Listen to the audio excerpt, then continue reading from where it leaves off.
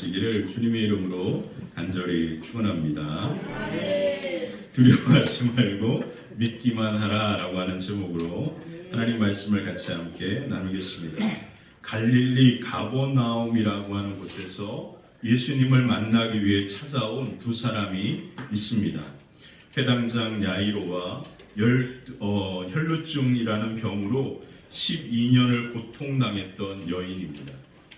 지난주에 우리는 혈루증 여인이 예수님의 옷자락만을 만졌을 뿐인데 놀라운 치유의 역사를 경험했던 이야기를 함께 살펴보았습니다. 예수님은 혈루증 여인이 예수님의 옷자락만 만져도 나을 것이다 라고 하는 그 생각을 믿음이다 라고 말씀하셨죠. 예수님을 12년 동안 그 병으로 인해 부정한 여인으로 살았던 그 여인을 향하여 따라 내 믿음이 너를 구원하였으니 평안히 가라. 내 병에서 놓여 건강할지어다 라고 예수님이 말씀하셨습니다. 오늘 회당장 야이로의 시각에서 예수님을 만나는 이야기를 우리가 함께 살펴봅니다. 야이로는 12살 된 어린 딸이 알 수 없는 병으로 죽어가고 있었습니다. 어린 딸을 살리기 위해 예수님을 찾아 달려왔습니다. 그 이야기가 이렇게 시작되는데요. 마가복음 5장 22절부터 23절 같이 한번 읽어볼까요? 함께 읽겠습니다. 회당장 중에 하나인 야이로라 하는 이가 와서 예수를 보고 발 아래 엎드려 간구하거늘 내 어린 딸이 죽게 되었으니 오셔서 그 위에 손을 얹으사 그로 구원을 받아. 아멘. 야이로는 죽어가는 딸을 위해서 예수님께서 가시던 곳으로 급히 달려왔습니다. 예수님이 거하시던 가버나움에 거하시던 곳이 있으시잖아요. 죄송합니다. 왜 이렇게 여기 앞에가 이렇게 정신없이 분주한지. 네. 제가 집중을 못하겠네요. 네. 자, 네, 됐습니다. 저희 교회가 너무 커가지고 작은 것만 있어도 이렇게 크게 보여가지고요. 네, 그렇습니다. 자, 야이로가요 죽어가는 딸 때문에 예수님을 찾아왔습니다. 예수님이 계신 곳이 어딘지 알잖아요. 그래서 예수님을 찾아 급히 달려왔습니다. 근데 예수님께서 그곳에 안 계시는 겁니다. 왜 그러냐면 제자들과 같이 함께 배를 타고 갈릴리 호수 건너편으로 가셨거든요. 제가 성지순례를 여러분들도 이제 가보게 되시겠지만 성지순례를 가보시면 아시겠지만 왜 갈릴리 호수를 바다라 이야기하시는지 알게 될 겁니다. 그냥 우리가 생각하는 그냥 작은 호수가 아닙니다. 바다처럼 엄청나게 넓은 곳이에요. 왜 그러냐면 풍랑이 칠 정도의 그 엄청난 크기를 그러니까 뭐 정말 바다 같아요. 호수라 그러는데 바다 같습니다. 그렇게 큰 호수이기 때문에 가까운 거리가 아니잖아요. 예수님께서 배를 타고 건너편으로 가셨기 때문에 예수님은 그곳에 계시지 않습니다. 야이로는 예수님께서 빨리 돌아오기를 간절히 기다립니다. 왜 그렇습니까? 자기의 딸이 지금 알 수 없는 병으로 죽어가고 있기 때문이죠. 그때 예수님께서 타신 배가 다시 그곳으로 들어옵니다. 야이로는 많은 사람들을 뚫고 예수님을 보고 달려갑니다. 그리고 예수님을 만나고 예수님의 발 앞에 엎드려가지고 간곡하게 예수님께 간절히 간구합니다. 예수님께서 다시 계시던 곳으로 돌아올 때 가장 기뻐했던 사람이 누굴까요? 야이로입니다. 왜 그럴까요? 바로 야이로가 그 수많은 사람들 중에 지금 가장 큰 문제 가운데 있었던 한 사람이었기 때문이죠. 왜 그러냐면 예수님이 바로 그 딸을 죽어가는 딸을 살려주셔야 했기 때문에 그렇습니다. 예수님은 야이로의 진심을 잘 아셨고 또 그의 가정의 아픔을 아셨습니다. 그래서 예수님은 야이로와 함께 야이로의 집으로 가고 있는 중이었습니다. 그러나 가는 길 가운데 누구를 만나는 거예요? 혈루증 여인을 만나는 겁니다. 혈루증 여인을 만남으로 말미암아 지체하는 순간 야이로의 집에서 사람들이 급히 달려옵니다. 왜요? 그 아버지를 찾는 거죠. 바로 야이로에게 절망적인 소식을 전해줍니다. 야이로는 이제 모든 것이 다 끝난 상황이었습니다. 더 이상 예수님과 자기의 집으로 함께 갈 이유가 없는 거죠. 절망 가운데 있었던 그 야이로에게 그 이야기, 그 절망적인 소식을 예수님께서 듣는 거예요. 들려오는 겁니다. 혈류증 여인과 얘기를 나누는 그때에. 그래서 그 절망적인 소식을 듣고 야이로가 절망 가운데 통곡하면서 그의 마음이 완전히 무너져 내렸을 때 예수님께서 그를 향하여 하신 말씀이 이와 같습니다. 36절을 한번 읽어볼까요? 함께 읽겠습니다. 예수께서 그 하는 말을 곁에서 들으시고 회당장에게 이르시되 두려워하지 말고 믿기만 하라. 뭐라고 말씀하셨습니까? 두려워하지 말고 믿기만 하라. 예수님은 야이로를 향하여 두려워하지 말고 다만 믿기만 하라고 그렇게 말씀하십니다. 오늘 이 말씀이 저와 여러분들을 향한 주님의 말씀인 줄 믿습니다. 존 칼빈은요, 마가복음 주석, 오늘 이 본문의 주석에서 예수님과 함께 가는 길에서 절망적인 소식은 야이로의 불완전한 믿음에 대한 시험이었다라고 그렇게 표현합니다. 칼빈은요, 이 야이로의 믿음이 불완전했다라고 표현하고 있어요. 온전하지 못한 믿음이었다라는 뜻이겠죠. 그 이유가 뭐냐면 야이로가 예수님께 와서 자기의 죽어가는 딸에게 손을 얹어서 낫게 해달라고 그렇게 이야기했기 때문에 그렇습니다. 왜 그러냐면 바로 이전에 어떤 일이 있었습니까? 바로 백부장, 로마의 군인 백부장이 집에서 죽어가는 하인 때문에 예수님께 찾아오잖아요. 그리고 그 예수님께 뭐라고 말씀했습니까? 그냥 예수님, 우리의 집에 가지 마시고 그냥 말씀만 해주십시오. 그러면 제 하인이 나을 겁니다. 이 이야기, 이 사건을 야이로도 분명 알고 있었다라는 거죠. 근데 야이로는 예수님께 와서 뭐라고 요청합니까? 예수님, 우리의 집에 가셔서 우리 아이의 머리에 손을 얹어서 아이를 낫게 해달라고 그렇게 이야기합니다. 지금 급한 상황인데 예수님이 그냥 여기서 말씀하셔도 그 아이는 반드시 치유될 수 있는데 야이로는 굳이 예수님을 자기의 집으로 데려가고 있다는 의미에서 칼빈은 그 야이로의 믿음이 불완전한 믿음이었다. 다른 말로 표현하면 백부장과 같은 믿음은 아니었다라는 말로 표현하는 겁니다. 이해가 되시죠? 자, 그와 같은 불완전한 믿음으로 예수님께 급히 달려는 왔습니다. 그리고 예수님과 함께 그 길을 자기의 집으로 가고 있습니다. 근데 절망적인 소식으로 하여금 그 불완전한 야이로의 믿음에 시험이 발생하게 된 거예요. 그 절망적인 소식으로 말미암아 야이로의 그 불완전한 믿음이 완전히 무너져 내렸다라고 칼빈은 표현하고 있는 겁니다. 예수님은 두려움 가운데 절망하고 있는 그 야이로에게 뭐라고 말씀하십니까? 두려워하지 말고 믿기만 하라. 두려워하지 말고 다만 믿기만 하라고 말씀하시고, 그리고 야이로와 함께 그의 집으로 가셔서 야이로의 딸을 어떻게 해주셨죠? 살려주셨습니다.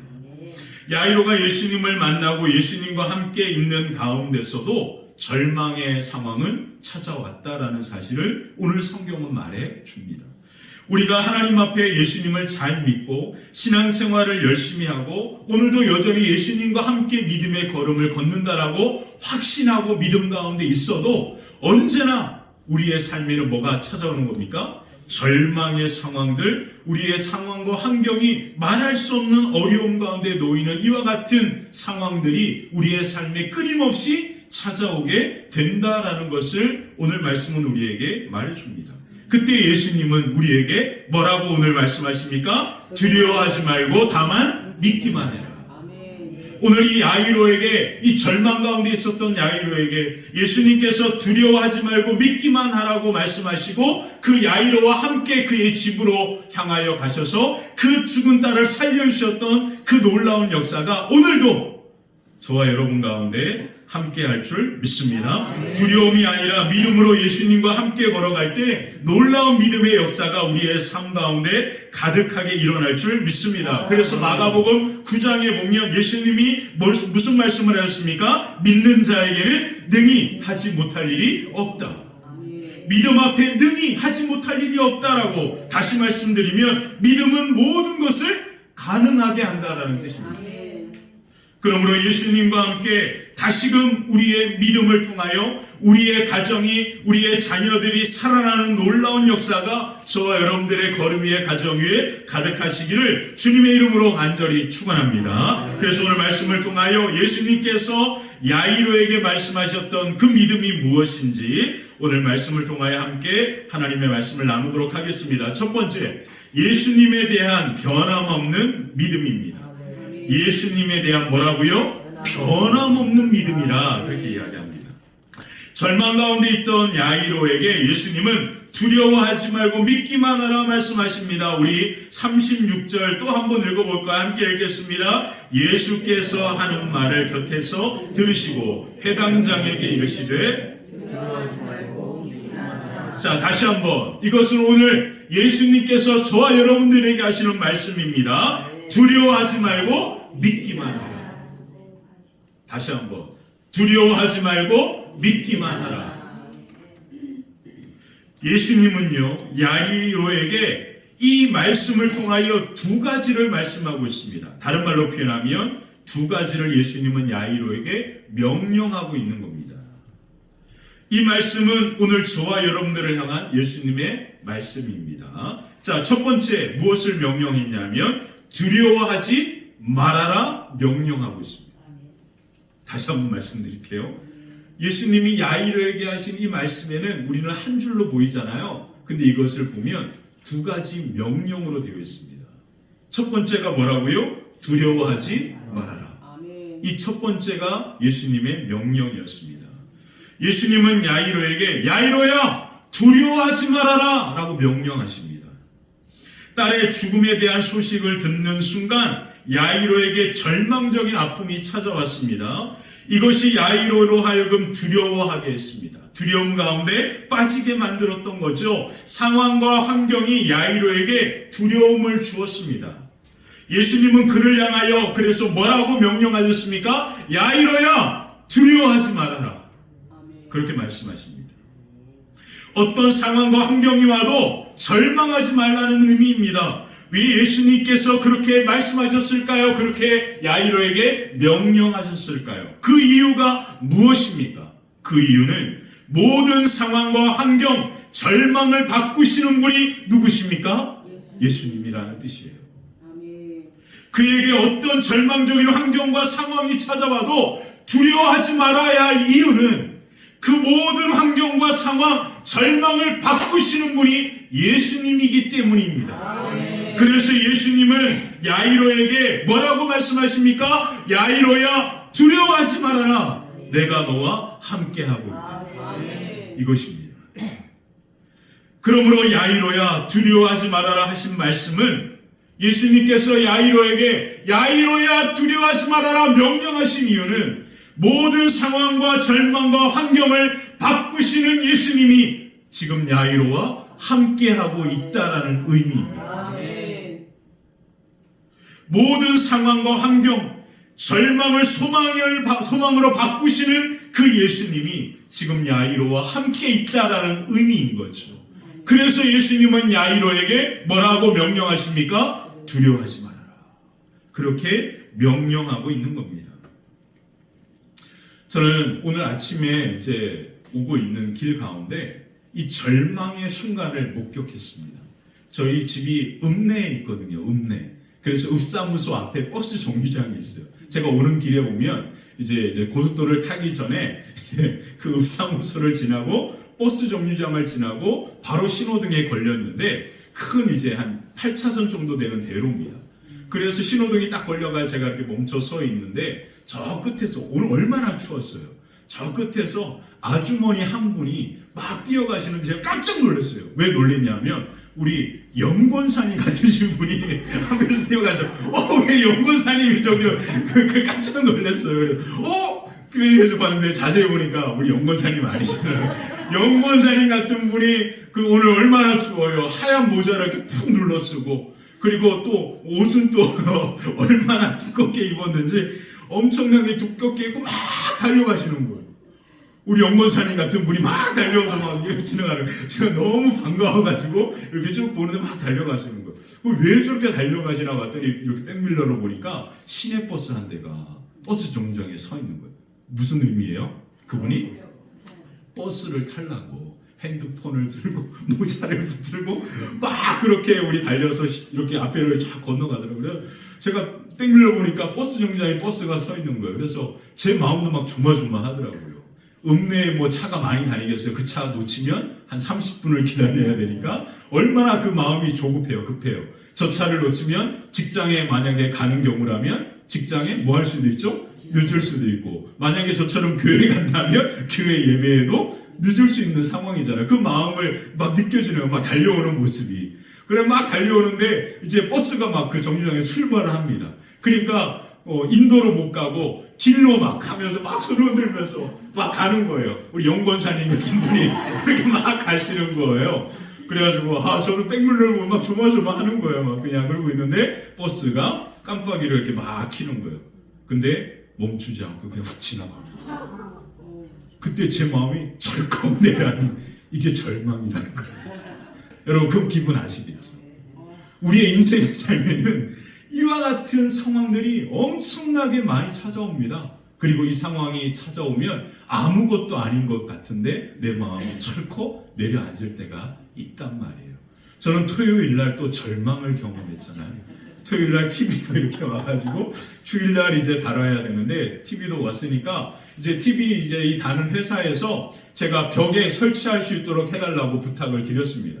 그래서 요번 주 초에 와가지고 이제 그 LG에서 와서 이 TV를 갖다 놓으면서 이 벽을 이제 보시는 거 보는데 목사님 이 합판이라서 이 TV를 달게 되면 이 무게 때문에 TV가 떨어지게 되고 그러면 이 파손된 모든 것을 우리가 지불해야 된다는 거예요. 자기들이 지불해야 된다. 그게 절대 안 된다는 거예요. 아니 우리 지금 TV 5년 동안 달고 썼으니까 그냥 달아주세요 제가. 근데 큰 소리로 못했어요. 목사라 그 교회라 우리 집이었으면 뭔 상관이야 당신이 그냥 달아 이렇게 막 그냥 제가 목사인 줄 모르시니까 그냥 했을 건데 교회잖아요. 목사잖아요. 그리고 목소리를 높이지 못하겠네요. 그래요. 안타깝지만 그래도 어떻게 해요. 좀 달아주세요. 이렇게 막 사정사정을 해서 절대 안 된다는 거예요. 제가 사정사정하니까 그분이 더 세게 나오는 거예요. 목사님 절대 안 된다고. 절대 안 된다고. 그리고 막 그냥 화가 막 그냥 막 절망이 막 몰려오는 거예요. 우리 저 벌써 한 달을 기다렸잖아요. 너무 막 짜증이 막 몰려와가지고 절망스러운 거예요. 제발 좀 달아주세요. 안 된다. 절대 안 된다. 그럼 자기들이 반납을 하겠대요. 그래가지고 막 찾아보니까 저희가 싸게 샀거든요. 근데 가격이 기간이 지나서 다시 올라갔어요. 그래서 반품시키면 안 되는 거예요. 그래서 이제 어떻게 할 수 없이 그냥 두고 가시라고. 두고 가면 무슨 방법이 있냐고 스탠드를 사요. 그래서 스탠드를 구입했습니다. 그래서 스탠드가 왔어요. 와가 이제 조립하러 이제 토요일 날 온 거예요. 토요일 날 와가지고 조립을 하는데 조립하러 왔더니 우리 벌써 권사님과 집사님들이 오셔가지고 다 조립을 해놓으셨더라고요. 근데 제가 그걸 보고 절망을 했잖아요. 너무 낮아요. 또 절망했어요. 이거 어떻게 해야 또 절망했습니다. 우리 정권사님께서 또 관리위원장이 되셔가지고 또 걱정되셔가지고 막 이거 어떻게 하실까 하시는데 갑자기 우리 권사님은 아무렇지도 않게 목사님 그냥 여기 달면 돼요 그러시는 거예요. 그래서 제가 보니까 그냥 달 문제가 아닌 거예요. 막 나 마음이 막 그렇게 그렇더라고요. 그래서 내일 와서 이제 토요일 날 오셔가지고 하시겠다. 그렇게 이제 같이 얘기를 하고 이제 제가 아침에 토요일 날 아침에 이제 씻고 그리고 씻고 이제 가려고 이제 교회 가야겠다고 이제 와이프한테 얘기하니까 왜 그러냐요. 그래가지고 우리 TV를 달아야 되는데 달려고 이제 가야 된다 그러니까 우리 와이프가 똥손이 가서 뭐하냐. 제가 그 말을 듣는 순간 난 가서 뭐라도 지금 하려고 지금 하고 있는데 지금 머리로 우리 권사님한테 말씀드려서 같이 달고 뭐 해야겠다 이렇게 생각하면서 그걸 갈 준비를 하고 있는데 우리 와이프가 똥손이 가서 뭘 할 줄 안다고 가냐고 막 그 얘기를 하는데 막 너무 화가 나더라고요. 근데 우리 어머니께서 우리 담임 목사님께서 카톡을 보내셨어요. 벽 뚫었습니다.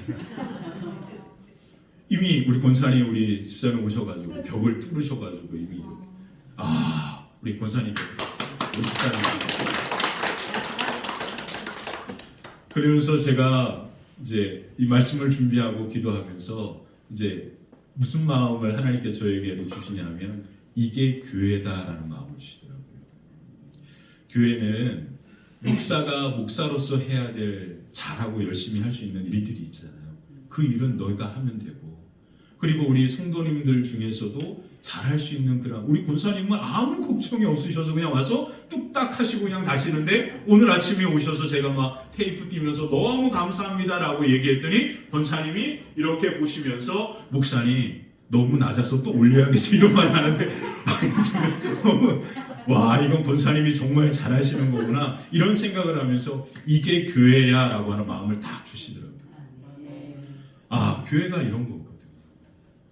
우리의 삶을, 우리의 신앙이 이렇게 살아가면서 우리가 정말로 잘하고 좋아하는 일을 할 때는 너무나 기쁘고 감사하죠. 근데 우리가 하기 어려운 일이 찾아올 때는 우리의 마음에 이와 같은 절망적인 상황과 환경이 우리의 삶에 늘 찾아오기 마련이다라는 거예요. 근데 우리가 해야 될 게 뭐가 있습니까? 예수님은 우리에게 뭐라 말씀하십니까? 두려워하지 말고 믿기만 해라. 우리는 그래야 하는데, 우리는 그 모든 것들을 내 힘과 내 노력으로만 해결하려고 하니까 그 절망의 상황들이 계속 내 마음과 생각을 짓누르는 겁니다. 그래서 제가 이 상황들을 쭉 지켜보면서 아, 그렇구나. 내가 해야 할 것은 그냥 예수님이 나와 함께 하심을 믿음으로 신뢰하고 믿는 것뿐이구나. 그래서 예수님은 우리에게 뭐라 말씀하십니까? 내가 세상 끝날까지 너희와 항상 함께 할 것이다 라고 약속하시고 말씀하셨잖아요. 우리가 믿어야 할 것은 우리와 함께 하시는 예수님을 믿고 신뢰하는 것 뿐입니다. 그러냐, 그냥 그렇게 믿고 신뢰했을 뿐인데 하나님께서는 우리 권사님을 통해서 이 모든 일들을 신적하게 이루어 가시는 거잖아요. 이와 같은 모든 일들이 바로 이렇게 이루어지는 겁니다. 야이로가 절망 가운데 그렇게 마음이 무너져 내렸을 때 예수님께서 두려워하지 말고 믿기만 하라고 하는 순간 그 야이로에게는 절망적인 환경이 아니라 누가 보였을까요? 예수님만 보이는 거잖아요. 예수님이 그렇게 말씀하셨으니까 그때 비로소 예수님이 자기와 함께하고 있다는 것을 깨닫게 되는 겁니다. 그리고 나와 함께하고 있는 예수님과 함께 어디로 향하여 가는 거예요? 그 집으로 죽어있는 딸을 향하여 나아가는 겁니다. 이것이 바로 저와 여러분들의 걸음이 되어야 할 줄 믿습니다. 자, 두 번째 예수님이 명령하신 건 뭡니까? 야이로야, 오직 믿어야 한다라는 거예요. 예수님은 야이로에게 오직 믿어라 그렇게 명령하고 있습니다. 무엇을 믿어야 합니까? 다시 한번 말씀드립니다. 무엇을 믿어야 합니까? 예수님을 믿는 거죠. 야이로는 딸이 죽어갈 때 그는 예수님께 달려왔습니다. 왜 예수님께 달려왔습니까? 예수님만이 자신의 딸을 살릴 수 있다라고 믿었기 때문에 예수님께 달려온 거거든요. 그러므로 오직 믿어라라고 하는 말씀은 예수님에 대한 변함없는 믿음을 명령하고 있는 겁니다. 네가 내게 왜 달려왔니? 그리고 왜 내게 무릎을 꿇고 내 발 앞에 엎드려서 내 딸을 살려달라고 그렇게 간절히 요구했니? 그 이유가 뭐니? 그 죽어가는 딸을 살릴 수 있는 분이 누구밖에 없기 때문이에요? 예수님밖에 없기 때문이라는 믿음으로 달려오지 않았니? 그 변함없는 믿음을 예수님께서 야이로에게 요구하고 있습니다. 두려워하지 말고 다만 믿기만 하라. 그 말씀의 의미는 오직 예수님만을 믿고 신뢰하라는 뜻이죠. 예수님만이 그 야이로의 딸을 뭐 할 수 있기 때문에 살릴 수 있는 유일한 분이시기 때문입니다. 이와 같은 이야기가 예수님께서 제자들과 함께 배를 타고 가실 때 광풍을 만나는 이야기로 나옵니다. 그게 바로 앞에 이야기예요. 마가복음 4장에 바로 나옵니다.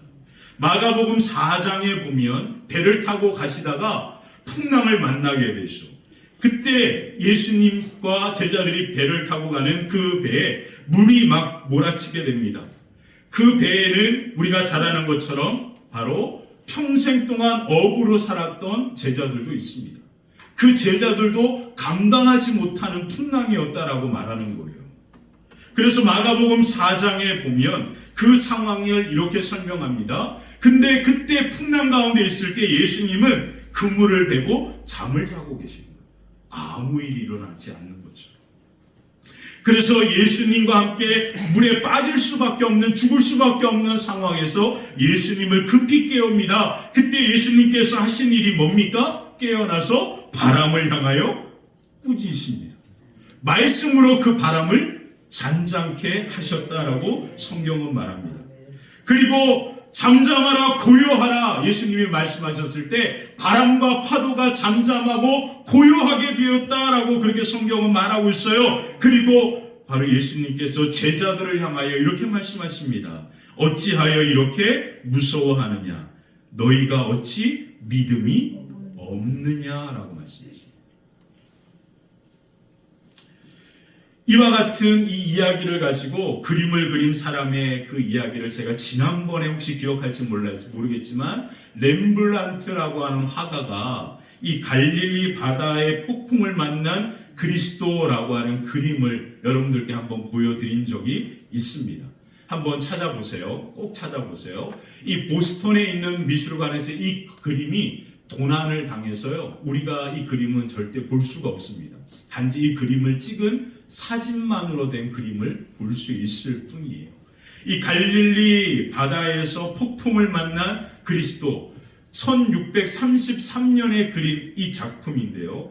이 작품의 그림을 보면 배에 예수님과 함께 12명의 제자가 풍랑을 만났는데 그 파도로 엄청난 배가 기울어 있고 풍랑으로 그렇게 흔들리고 있는 그 그림을 너무나 잘 그렸어요.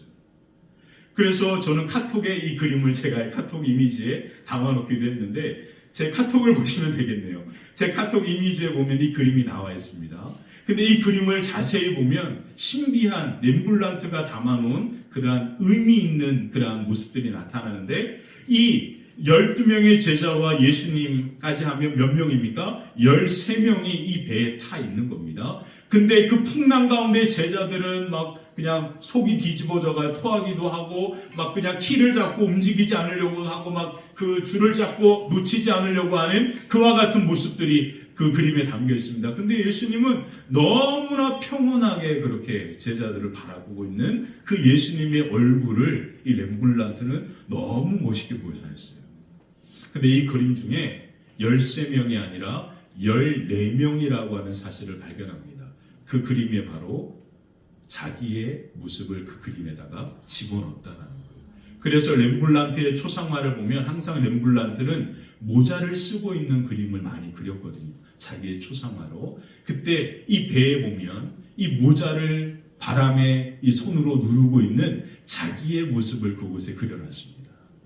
근데 그 렘블란트의 그림 속에 있는 그 자신의 모습이 그 눈이 향하는 방향이 의미가 있습니다.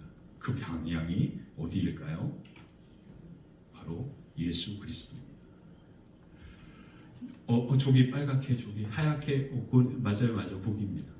그렇게 모자를 잡고 이렇게 서 있는 그 렘블란트가 그 시선이 그 예수님의 평온한 얼굴을 바라보면서 그렇게 있습니다. 근데 그 렘블란트의 표정과 모습도 너무나 평온합니다. 왜요? 예수님께서 말씀으로 이 파도와 바다를 잔잔케 하실 것이다 라고 하는 것을 렘블란트는 뭐 하고 있죠? 알고 있기 때문이거든요. 그리고 그것을 믿고 있기 때문입니다. 사랑하는 성도 여러분, 오늘 우리에게 필요한 것은 바로 이 예수님에 대한 믿음밖에 없습니다. 예수님만이 우리의 상황과 환경, 절망을 바꾸시는 유일한 분이시기 때문에 그렇습니다. 그러므로 우리는 오직 뭐로만 사는 거예요? 믿음으로만 사는 겁니다.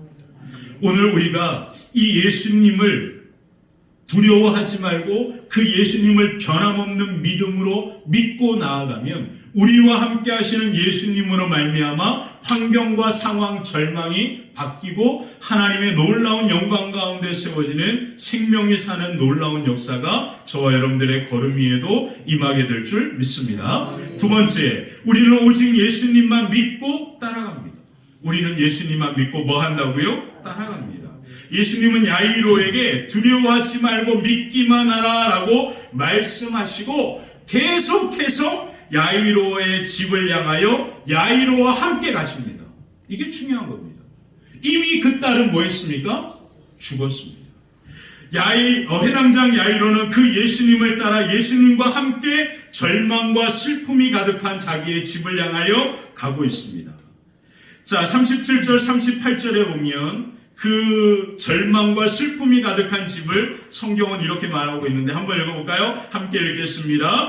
베드로와 야고보와 야고보의 형제 요한 외에 아무도 따라옴을 허락하지 아니하시고 회당장의 집에 함께 가사 떠드는 것과 사람들이 울며 심히 통곡함을 보시고 예수님과 야이로가 집에 도착했을 때 야이로의 집에는 이미 큰 슬픔과 아픔이 가득했습니다. 예수님은 슬픔과 아픔이 가득한 그곳에 함께 하셨고요. 그리고 그들의 아픔을 외면하지 않습니다. 그리고 그들과 함께 슬퍼하셨습니다. 슬픔이 가득한 가정에 함께 슬퍼하고 그리고 아파하는 것은 이 세상의 모든 사람들이 다 할 수 있는 일입니다. 누구나 다. 여기까지는 모든 사람들이 다 할 수 있는 일이었습니다. 우리도 다 할 수 있는 일이잖아요. 그러나 이제부터는 오직 예수님만이 할 수 있는 역사가 시작됩니다. 이것이 우리가 오직 예수님만을 믿고 예수님만을 따라가며 예수님과 함께 해야 하는 이유입니다. 마가복음 5장 41절 42절 오직 예수님만이 할 수 있는 일을 마가는 이렇게 기록해주고 있습니다. 한번 읽어볼까요? 그 아이의 손을 잡고 이르시되 달리다고 하시니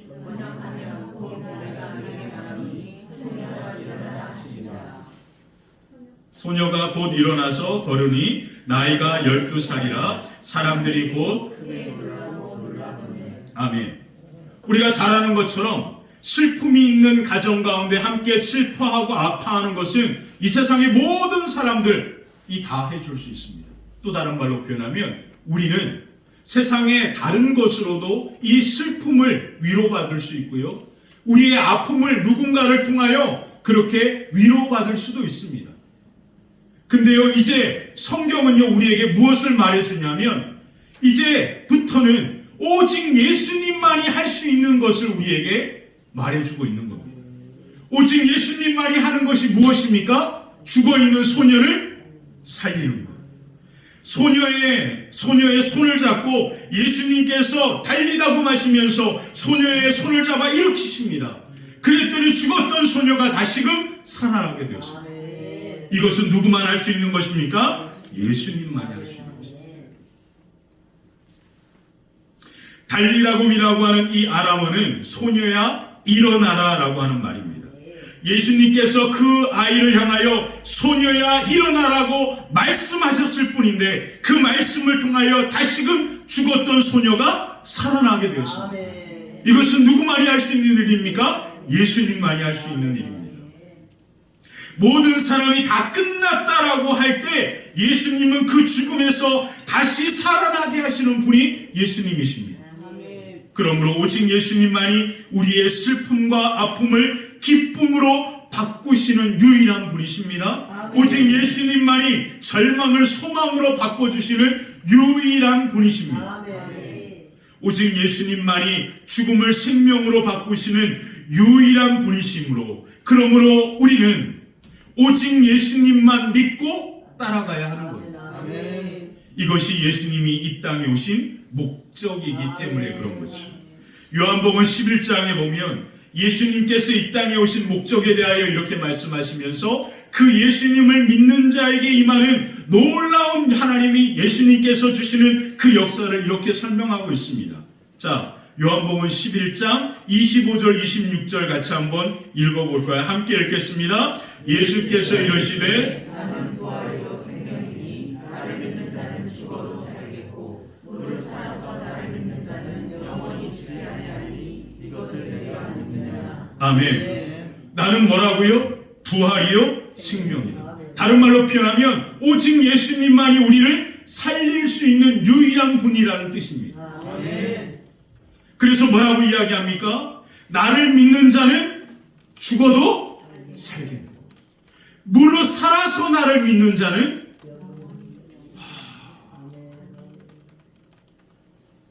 이것이 우리가 예수님을 믿고 따라가야 할 유일한 이유입니다. 다른 말로 표현하면 세상 어떤 것도 죽어있는 것을 살릴 수 있는 분이 없고 우리가 예수님을 믿을 때 영원한 생명을 주시는 분은 오직 예수 그리스도밖에 없다라는 뜻입니다. 사랑하는 성도 여러분, 죽은 아이가 다시 살아났습니다. 여러분들은 이것을 기적이라 말하십니까? 이 아이는 어차피 나이가 들어 노쇠해서 다시 죽는 거잖아요. 우리는 자꾸 죽었다 살아난 이 아이에 관심을 갖습니다. 근데 오늘 이 말씀의 가장 중요한 핵심은 그게 아닙니다. 이 죽었던 아이가 다시 살아남으로 말미암아 이 가정에는 영원히 죽지 아니하는 영원한 생명이 임하게 된 겁니다. 그 야이로와 야이로의 이 딸이 누구를 믿게 된 거죠? 예수님을 믿게 되는 거죠. 예수님을 믿으면 모든 사람들이 어차피 다 죽게 되는 것인데 예수님을 믿으면 영원한 생명을 얻게 되는 거잖아요. 결국 이 죽음 가운데 있었던 이 절망 가운데 있었던 이 가정이 예수님을 믿고 변함없이 그 예수님과 함께 그 가정으로 야이로가 함께 왔을 때 그 예수님으로 말미암아 그 죽었던 딸이 살아났을 뿐만 아니라 그 예수님으로 말미암아 영원한 생명을 얻게 되는 역사가 지금 그 가정 가운데 임하고 있는 것이 기적입니다. 사랑하는 성도 여러분, 여러분들은 지금 무엇을 원하고 계십니까? 나를 절망하고 내 상황과 환경이 나를 어렵게 하는 이것이 바뀌는 것이 기적입니까? 아니면 내가 영원한 생명을 얻은 것이 기적입니까? 우리는요 지금 예수님을 믿고 예수님과 함께 그렇게 있다라고 하지만 언제나 우리의 삶에는 우리의 마음이 턱 내려앉는 절망적인 순간들이 늘 찾아오고 있습니다. 그때마다 우리의 마음과 생각이 흔들리기 쉽단 말이에요. 뭐가 흔들립니까? 예수님이 나와 함께하고 있다라는 믿음이 흔들린단 말이에요. 그때마다 예수님은 우리에게 뭐라 말씀하십니까? 야이로야 두려워하지 말고 믿기만 해. 우리가 해야 할 것은 변함없이 우리와 함께 하시는 그 예수님을 믿는 것밖에 없습니다. 그 예수님을 믿었을 뿐인데 우리와 함께 하시는 예수님이 절망적인 상황과 환경을 하나님의 놀라운 기쁨의 역사로 영원한 생명의 역사로 바꾸시는 은혜가 저와 여러분들의 걸음 가운데 가득하게 될 줄 믿습니다. 우리 인생의 모든 문제의 답은 그래서 누구밖에 없죠? 예수밖에 없는 거예요. 그래서 우리는 오늘도 여전히 변함없이 예수님을 믿고 따라가는 거예요. 한국교회 역사에 있어서 가장 큰 부흥의 역사를 이루셨던 여러분들이 있는데 지금 너무 안타까운 것은 그 역사를 이루셨던 수많은 믿음에 존경받는 분들이 다 지금 사라져가고 있습니다. 그게 한국교회의 가장 안타까움인 것 같아요. 그 중에 한 분이 바로 김준곤이라고 하는 목사님이십니다. 이분은 어떤 분이냐면 한국의 학생 선교단체 CCC라고 하는, 여러분 한 번쯤 들어보셨을 것 같은데 그 CCC 선교단체를 세웠던 분이기도 합니다. 이 김준곤 목사님이 바로 장로교 신학대학을 다니다가 미국 플러 신학으로 유학을 가시게 되고 그곳에서 CCC를 설립했던 빌 브라이트라고 하는 박사님을 만나게 되면서 이분이 한국에 돌아와서 나도 이 한국의 젊은이들을 깨워야겠다. 도산 안창호 선생님처럼 그와 같은 마음으로 한국에 다시 돌아와서 학생 선교단체를 세우고 그 일을 감당하십니다. 이분이 그 CCC 선교단체를 하면서 CCC 정말로 활발하게 이루어졌을 때 그때 보면 여름에 보면 거지순례라고 하는 것도 하고요. 그리고 같이 함께 한 일주일 거의 한 달을 같이 모여가지고 캠프도 하면서 말씀을 나누고 하는 그와 같은 그러한 일들을 이 목사님께서 감당하셨습니다. 이분이 하신 여러 가지 유명한 말 가운데 무슨 말이 있냐면 바로 이런 말이 있습니다. 수십만의 젊은이들이 예수의 꿈을 꾸고 인류 구원의 환상을 보며 한 손에는 복음을 다른 한 손에는 사랑을 들고 지구촌 구석구석을 누비는 거룩한 민족이 되게 하소서. 예수의 꿈을 꾼다. 이게 바로 이분이 하신 말이고요. 또 이런 말씀을 했습니다. 민족의 가슴마다 피 묻은 그리스도를 심어 이 땅에 푸르고 푸른 그리스도의 계절이 임하게 하소서. 한라에서 백두까지 그리스도의 계절이 임하게 해달라고. 그렇게 이분은 평생 동안 이 기도의 제목을 가지고 기도하면서 평생을 살아가셨던 분입니다. 이분이요, 젊은이들과 함께 바로 여름에 캠프를 하고요, 꼭 마지막에 하는 시간이 있는데 그게 뭐냐면 백문일답이라고 하는 시간을 가져요. 이 백문일답이 무엇이냐면 모든 질문의 해답은 예수 그리스도입니다. 제가 그래서 거기다가 몇 개를 써드렸는데요. 자, 목사님이 앞에 서가지고요, 모든 말씀을 마치신 다음에 모든 젊은이들을 다 일어나라고 합니다. 그곳에 있었던 모든 사람을. 그래서 다 일어나라고 해서 이렇게 외칩니다. 한번 저와 같이 한번 해보겠습니다. 우리 생의 주인은 누구십니까? 이렇게 하지 않았어요. 모든 사람이 다 일어나서 오른손을 들고 그 목사님의 질문 앞에 뭐라고 외쳤냐면 예수 그리스도 이렇게 외칩니다. 예수 그리스도. 여러분 젊은입니다. 젊은이. 다시 한번 하겠습니다. 제가 김종근 목사님이에요. 우리의 생의 주인은 누구입니까? 예수 그리스도. 이게 뭔가 이렇게 스타카토가 돼요. 예수 그리스도 이렇게 되는데 예수 그리스도 배에 힘을 딱 주시고 예수 그리스도 이렇게 하는 겁니다. 아셨죠? 다시 한번 오른손 들고 예수 그리스도. 한번 해보시라고요. 시작. 예수 그리스도. 자, 시작하겠습니다.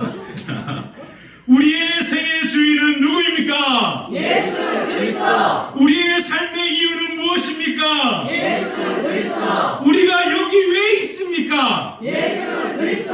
여러분의 인생의 목표는 무엇입니까? 예수 그리스도. 어떻게 하면 죄 사함을 받았습니까? 예수 그리스도. 영원한 생명을 어떻게 얻을 수 있습니까? 예수 그리스도. 이렇게 100개를 하는 거예요. 그러다가 마지막에 이렇게 합니다. 우리가 목소리를 높여 외쳐 찬양해야 할 분은 누구십니까? 예수 그리스도. 이 시간에 바로 이 시간에 찬양해야 될 그분은 누구십니까? 예수 그리스도. 그리고 마지막에 이렇게 외칩니다.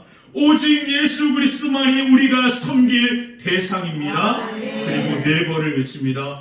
오직 예수 그리스도. 오직 예수 그리스도. 오직 예수 그리스도. 할렐루야. 아멘. 우리의 모든 인생의 모든 문제의 답은 예수 그리스도입니다. 우리가 할 것은 이 예수님만을 믿고 예수님을 따라 함께 걸어가는 것밖에 없습니다. 상황과 환경, 절망의 모든 것을 바꾸시는 분은 우리 주님인 줄 믿습니다.